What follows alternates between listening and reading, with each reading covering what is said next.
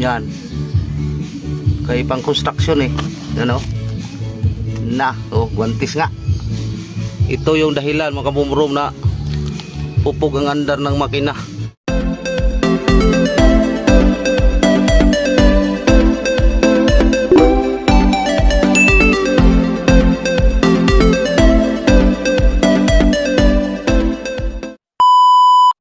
Yan mga kabumrom, happy Sunday sa ating lahat. Meron naman tayong buksan itong 4B1 mga kabumrom na napupog yung andar nung isang araw pa to. Kaso linggo lang ang pahinga ko mga kabumrom, kaya ngayon ko lang to buksan. Yan ito, nung nag-andar sobrang inig, pupog ba ko sa Bisaya pa ituan, warang inig-inig baga, walyado. Ngayon mga kabumrom, aking giblade, itong dos lang ang hindi naagana. Duda ko kay nahuslo yung ito ba sa intake niya recliner, nahuslo yan. Tinan mo mga kabumrom, aking binuksan yung intake, ano nakita. So yan mga kabumrom, kung hindi ako magkamali, guwantes yan. Yan guwantes, wala ulong nos. Yan kay pang construction eh. Ano? Guwantes nga. Ito yung dahilan mga kabumrom na pupog ang andar ng makina. Sus Ginoo. Yan marunong na pala magwantis ngayon ng barbula. Yan ang nagpapasingaw, walang compression. Akin niyang testigan kung kaya kung gano'ng paraan na hindi na mabuksan yung head. Yan mga kabumrom, naibaba ko lang yung valve ng intake dito sa dos.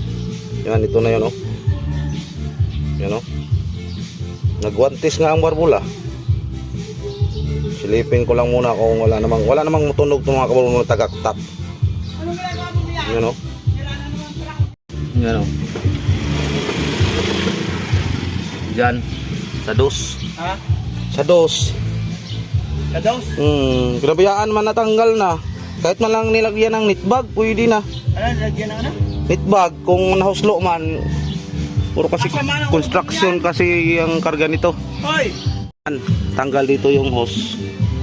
Kaya dito dumaan yung guwantes ng pang-construction. Yan, kahit man lang nilagyan to ng nitbag, talian kung hindi sila marunong, parang screen lang na hindi makapasok yung dumi.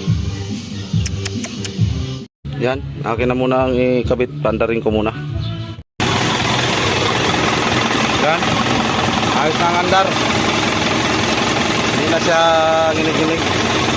Yan, maraming salamat sa panonood. Yun lang talagang guwantes na yun. Kailangan din pala ng guwantes ng barbula. Yan, wala nang inig, kaya hindi naman loss compression. Yan, akin pang weldingin yung tambuksok ay naputol dahil sa sobrang mamalag yung makina ba. Ayos na. Akin ako nang ibalik yung intake manifold.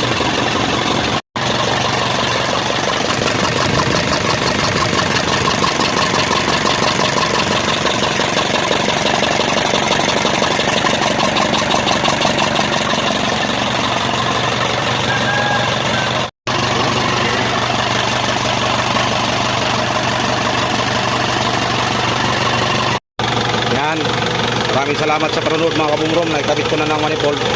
Gawan kong paraan ito mga kabumrom na maibalik dito sa tubong ito. Yan, pataas. Yan. Para hindi na yung nangyari yung dapat nangyari. Yan. Yan ito mga kabumrom. Baka ipinatong dito. Tapos nanakbo, nalaglag. Hinigop doon. Doon. Yan. Yan. Maraming salamat mga kabumrom. Ayos na yan.